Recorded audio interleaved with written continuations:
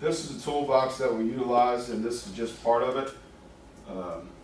This was something I kind of put together for younger coaches that were asking me what we do.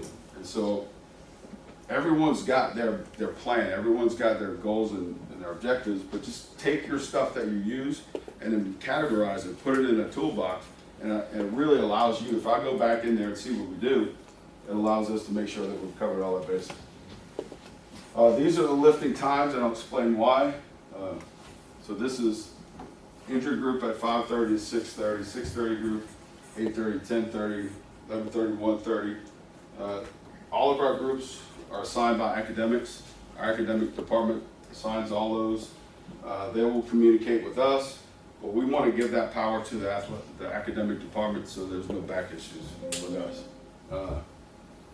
The 5:30 modified injury group, right?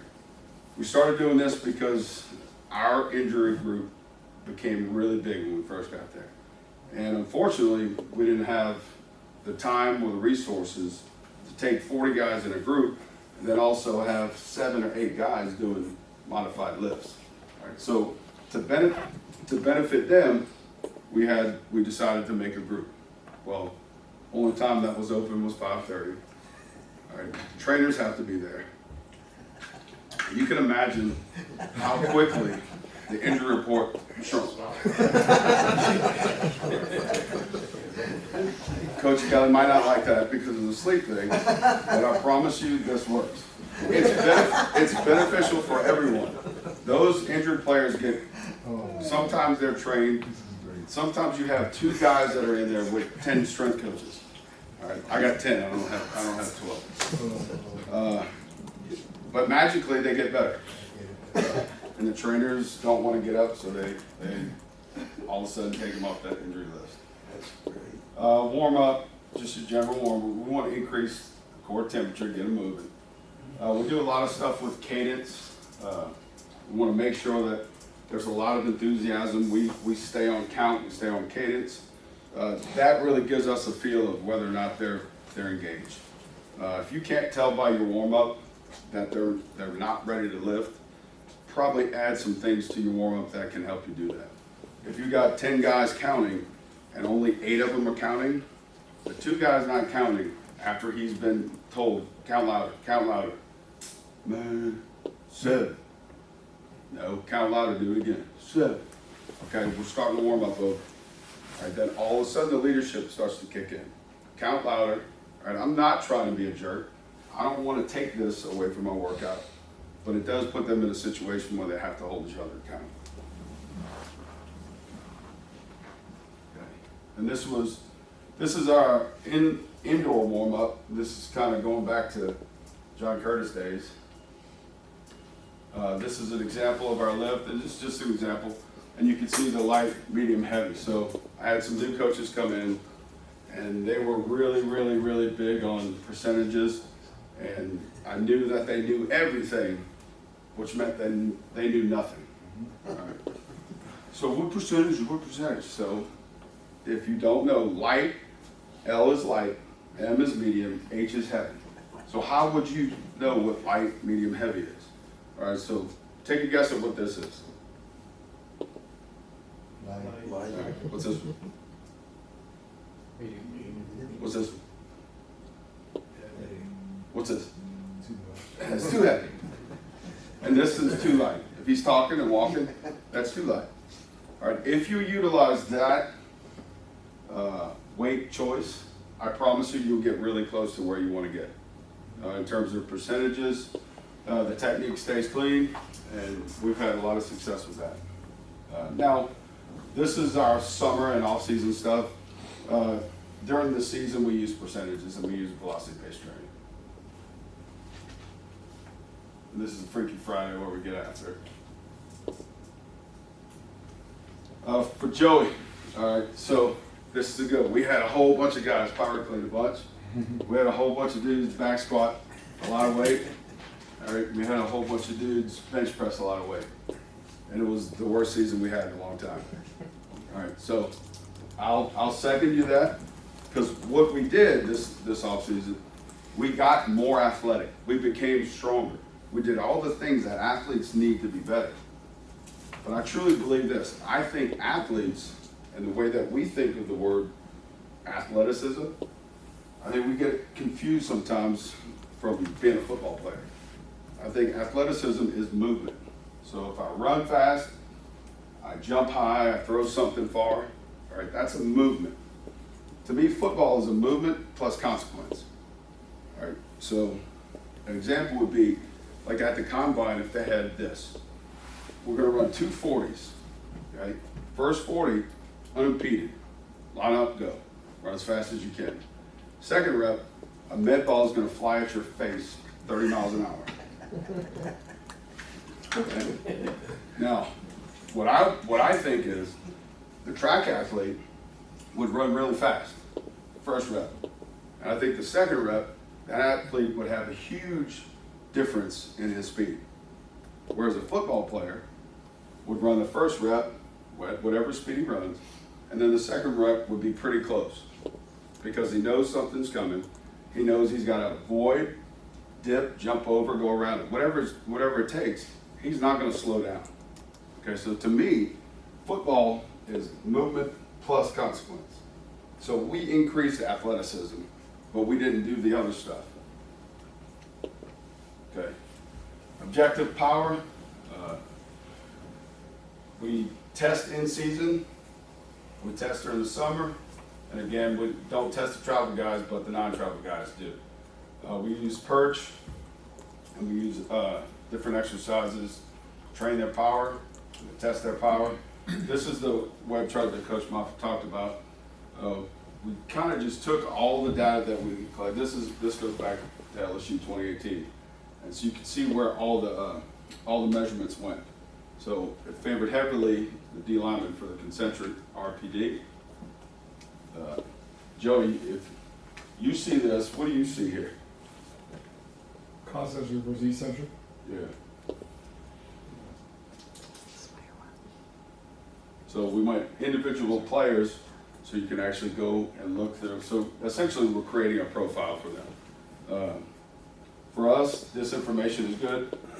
This guy here was a freak on the plates. Was a world-class athlete. Is he still playing? Not sure.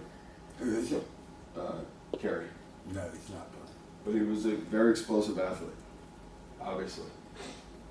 All right, so another way, this is Coach Johnson's report. Tim Johnson, this is the perch. So we had our skill guys back squat trends throughout the year, starting September, October. So you can see the power, you can see the speeds, peak power. So we want to make sure that any of these declines that we see, obviously this is a new set, but over time we were able to make some adjustments. So if we saw that there was a decline in the power, we adjusted the weight, we adjusted the volume, and all of a sudden those came up the next week. So to have this information and not use it, I think is almost a crime. So you have this ability to do it, you just got to do a little bit of leg work. All right, so the objective for speed, again, we test in winter, summer, and in season, because we want to test our speed. Really, essentially, we want to test their ability to run fast, and we want to test their ability to play fast. So for us, we're constantly tracking with our GPS. So we utilize that. Here's the toolbox for speed.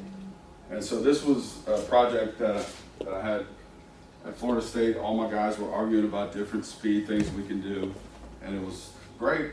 And I said, all right, go back in your offices and put every single thing that you've ever seen before, and let's put it in a toolbox, all right?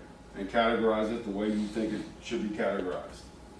And so we were able to put it like this. So you have all your movements, and some of these movements might fit in multiple categories, but if you have this, you're able to look at it and say, all right, I need some more of this, I need some more of this. Talk to Joey, his talk was great. He said we need to do more of this, then you're able to go through and pull those out. And I'll share this with anybody if they want. This is some of our sprint work, just examples. And again, these are just tools. This would be an example of our alactic power So we did some max acceleration work, 3-point to 10-yard sprint. How we do our running might be a little bit different. So what we'll do is we take our big guys and we train them different than the skill guys. So our big guys will all run, O-line and D-line will all run linear speed together for the first 10 minutes. So they're running 5-yard sprints, 10-yard sprints, whatever prescription we have. Then they'll split up. Offensive line will go over here, defensive line will go over here. So offensive linemen, they're going to pull to the right, and then they'll pull to the left. Then they'll do a sumo med ball punch, and then they'll sprint and follow that. The defensive line will do bag drills and sprint. They'll run the hoop, okay? And then by the end of the day, I have 2 reports for speed. So if the coach were to ask me, who was the fastest O-lineman today? I could ask him in return, fastest at what, track or football? Because those are the 2 things we want to measure. Okay? Most of the time, the guy that was fastest at track wasn't always the fastest at football. Okay? Because he didn't have the ability to sink his hips, to reaccelerate, all those things we know and talk about. What we want to do then is show that guy, they run the first half, linear sprints. Then wide receivers go do wide receiver stuff, DBs, backpedal, turn, shuffle, sprint. One of the good examples when I was at Florida State, Jalen Ramsey was #1 at both of those. Derwin James was #1 at both of those. But those are very far and few between where you have a guy that's good at both. What you want to do is separate those and then give him the necessary training to help him become better at those. So, does that make sense? Conditioning, that's however you want to think about that, but we use the GPS for our conditioning. And so if you were to come and watch one of our conditioning sessions, these are the only things we're looking at. So real-time heart rates pop up on GPS. What we'll have is one field. I'll have receivers and DBs over there. I'll have mid-skill in the middle, and then O-line and D-line will be on the side. And they'll be on the side because they're going to use a med ball, and they're going to take the med ball and they're going to throw it against the wall. Okay? Was it you or Joey that talked about the number of times they punched throughout the day? Joe. So we use that for their running. Okay? So when I saw that the first time, I looked at it, and it made sense, made perfect sense. But then when I saw it, I went, I'm going to get fired. Because that doesn't look hard. The wide receivers are jogging 100 yards. The DBs are backpedaling 50 yards. It's a nice, easy pace. Okay? Linebackers and running backs are doing some 45-degree cuts, some jump cuts, some light plyos. Right? It all looked easy until I looked at the heart rates. All the heart rates were matching. So the big guys doing this had the same heart rate as those dudes running. All right, and it makes perfect sense from what I understand about the human body, but as a football coach, it didn't make sense because those guys were running. All right, and then sure enough, a few minutes later, the DBs start going, how come they ain't got to run? Okay, and the big guys said, how come they don't have to throw this med ball? And I said, you know what? Switch. What? Yeah, switch. I don't know either. All right, so switch. All right, sure enough, as soon as the skill guys got over there, they were like this. Or the ball kept dropping. Big guys went over there, their heart rates went through the roof. Skill guys, if they could move the ball, so we would do med ball punches and sled pushes. That was their tempo work. All right. Skill guys went over there and tried to push the sleds. First, most of them couldn't even move it. If they were able to move it, they had to put so much force into it that their heart rates. So if I'm trying to train 45 minutes of increased heart rate, okay, but not too much, then I have to make sure the prescription fits. So if you train them based on what they're capable of doing, you're able to train them longer and harder. And so early on in the summer, we do 40 minutes of prescribed heart rate zone. By the time we get to week 4, we have to increase that work in order to get that heart rate there. Because now they're in shape, they're getting better. So now instead of just pushing a sled, they're pushing a sled with more weight. They're having to push a med ball off the wall, so they have to punch, or they add some movement to it. All right, so You're saving the ground contacts on those big guys. You're making the skill guys do what they do. The hardest group is the mid-skill because they do both. I have had some examples where guys really struggle to get them in those zones. All right, so again, Derwin James, he's supposed to just jog. All right, his heart rate's at 80. All right, here, jog with this vest on. Heart rate's at 82. All right, jog with the vest, and I'm gonna pull you with a rubber band. Heart rate's at 100. He's like, Coach, what are you doing? I'm like, you're a freak. I can't get your heart rate up. There's nothing he did would make him struggle. There were some other examples. There are other examples where you had similar body types running. And so with the receiver group, I'd go over there and they would run. We're looking at the heart rates, and we're talking back and forth on radios. So he's saying, all right, he's back, his heart rate's back down, he can go. He can go. You stay. You stay. You go. Well, I gotta stay because you're out of shape. Right? You're really fast. You're so fast, you start on all of our special teams. But you can't play football because of your inability to recover. So those guys that I sent, they start for us. Right? And so it would take them off. They would come back the next day, do some extra cardio, and things are fixed. All right, so this was 2013, our official GPS plan. Right. And so I was fortunate enough to put a crew together, sports science group. I had a rocket scientist from NASA, legit rocket scientist. I had a data analyst from India. I had a really smart guy that knew Excel better than anybody. All right, and that's me over there. Okay, so here was the plan. These guys were all in the back fussing. Who's going to get credit for this? I want to talk to coaches. I want to talk to the coaches. So, all right, well, you can't talk to coaches because you only speak NASA. All right, you get intimidated by the coaches, and you just, no, you can't do it. All right, so your job is to collect the data. All right, that means you got to put the GPS on the guys. You got to take it off of their sweaty butts, and you got to put it on the computer. You take it and you organize it. All right, you and I are going to paint the picture through graphs, ways that coaches understand, and then I'm going to take it up here.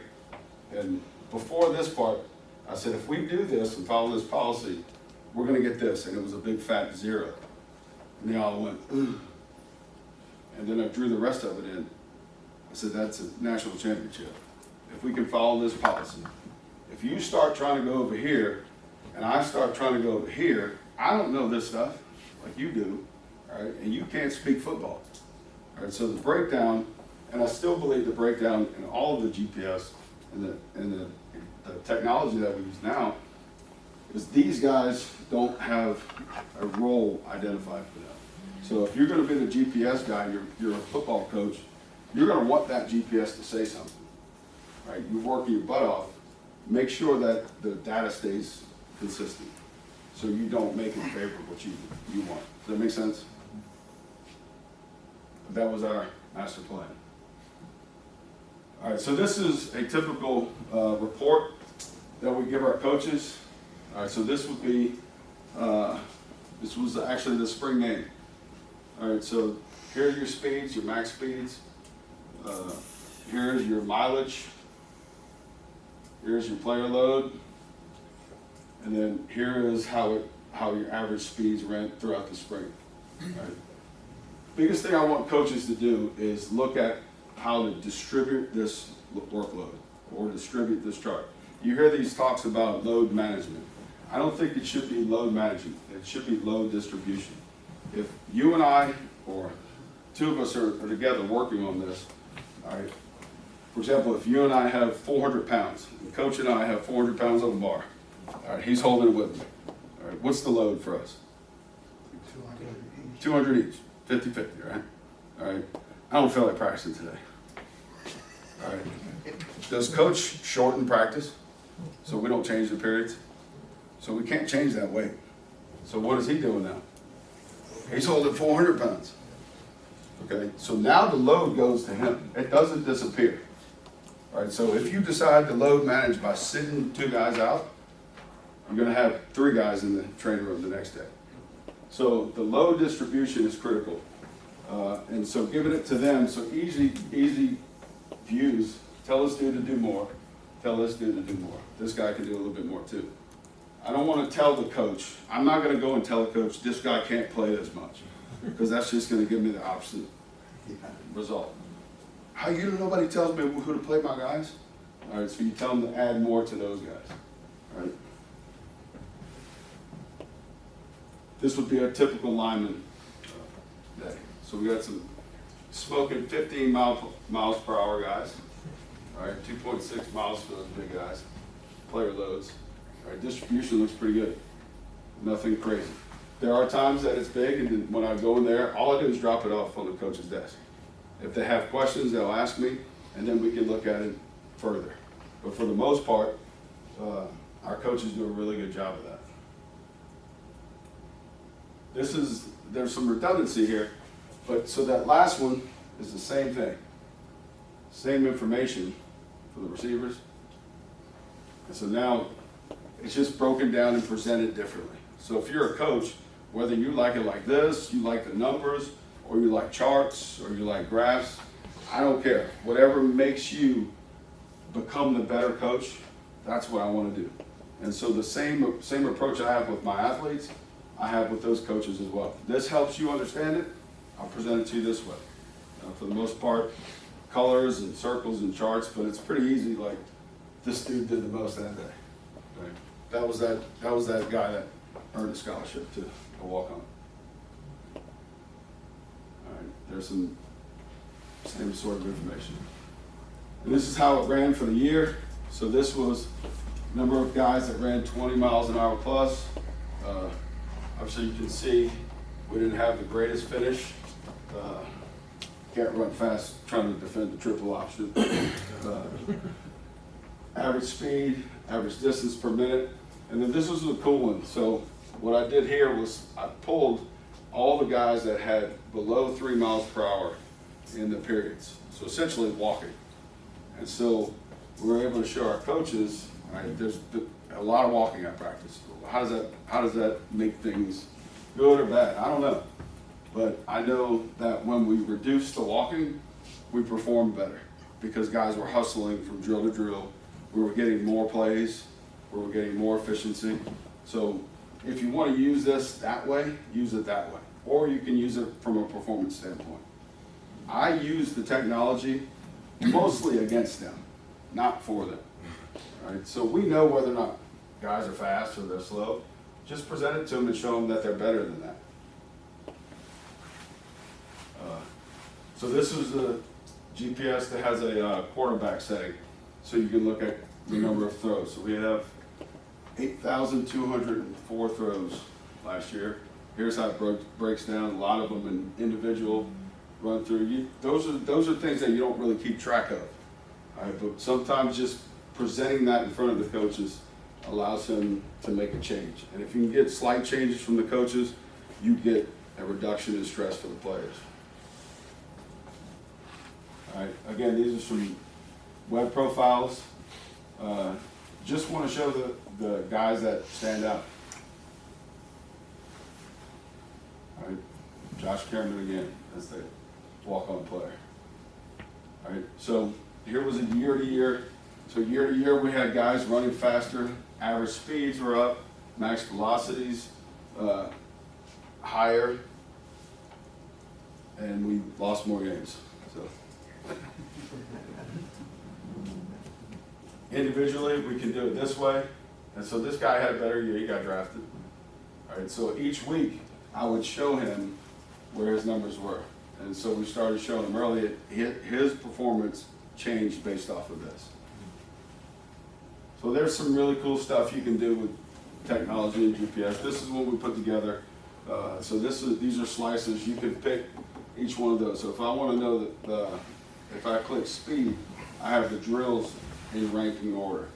If I want to select load or physicality or velocity or distance, weighted IMA, if I click this, it shows me what periods rank the highest. So I think this is good when we use this as a practice builder. When we're talking about time and practice, coach is able to look at this and go, all right, if this is the highest ranked period, let's do this instead of 10 minutes, let's do this for 8 minutes.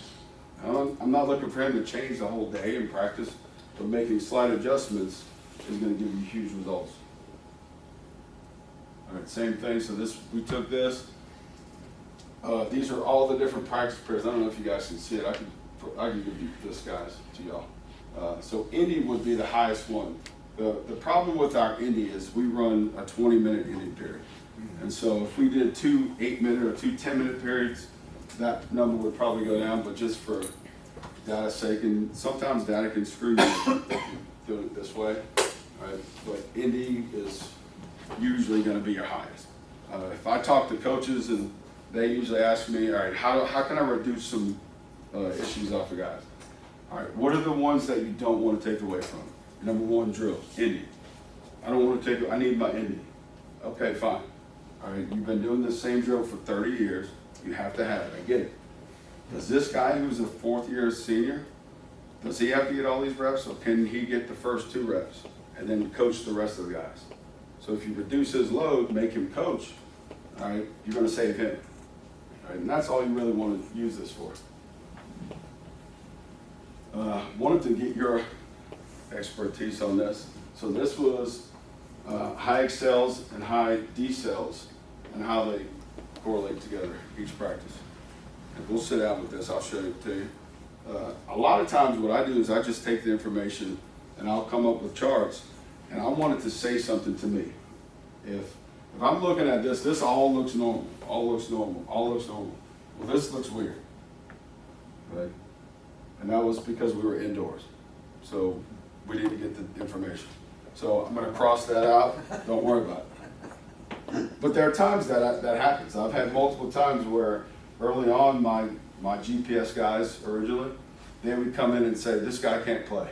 Why not? Because he's only having accelerations to his left side. Okay, what position does he play? I don't know. Okay, let's go see it. All right, and so I see the name and I'm kind of chuckling. All right, this guy plays quarterback and he's right-handed, so he's only getting this. So unless he turns and does this, don't worry about that. All right, and that was his first step. And so what I did with him was I made him go out to practice every day. And I made him hold a notepad. And I said, write down what you think the GPS is going to say. All right, so you see wide receivers, guess what they're going to have a lot of? Joey talked about it earlier. They're going to run a whole bunch. All right, your big guys are going to have in the box accelerations, decelerations, change of direction. All right, your midfield is going to have some other stuff. All right, so then once you have this information, train them based off what you see. Does anyone think a track team is a team sport? Is track a team sport? Not really, right? All right, but you can win a team championship, right? All right, I would say football has the same variance in athletes as track, but we always look at football being football. It's a team sport, so everybody should do the same stuff. All right, if you've got shot putters doing what sprinters are doing, you're probably going to run into injuries. If you've got long distance athletes doing what shot putters are doing, you're probably going to have issues. That's the same thing. That's the unnecessary strain and pressure we put on football players when we have an offensive lineman that's built to push and pull, running like Steve Prefontaine. All right, so just experience seeing it and knowing it. We all know this, but being able to go through it, it's really been helpful. So improved athletes don't always mean best team. All right. The objective is to make the best version of what has been given to us. Okay? So for me, here's the last thing I'm gonna say. You can educate guys. All right, that's the goal. Let's educate them. Let's teach them. All right, but usually that doesn't work. So you can try to intimidate them if you want. All right, but those days are long gone. All right, that's what Coach Moffitt used for me, and it worked very good. All right. You can motivate them. come on, you're awesome, you're the best. But that only works for so long. All right, there are times where I have to manipulate them to do it. And if need be, that's what I'm willing to do, okay, to make that athlete better. All right, and it doesn't have to be the crazy manipulation like you think. It could be simple as, I bet you can't do this. You can, and they do it, okay? So try to educate them, try to use your tools and use the targets, but maintain your focus on what's important. All right, there's a lot of awesome stuff out there. All right, there's a lot of things that I can look at our program and go, you know what? It would be better if I use this tool here, this tool here, this tool here. But the program itself doesn't necessarily have to change. The things we do have been successful for a long time. You know, when I hire people, I usually tell them this: I don't need you to come and help us change what we do. What Coach Moffitt put together has allowed us to win a ton of games. All right, so I need you to come in and help me be more efficient and allow us to continue our process. All right, and that's really all I look for when I'm hiring someone. So probably a different style of presentation. I told you we did all this good stuff and we had a bad year. And so next year, our goal isn't to train them to be slower and weaker. It's just to make sure that we remind them of why we're doing it, what this is all meant for. So that's all I got. Thanks, Coach.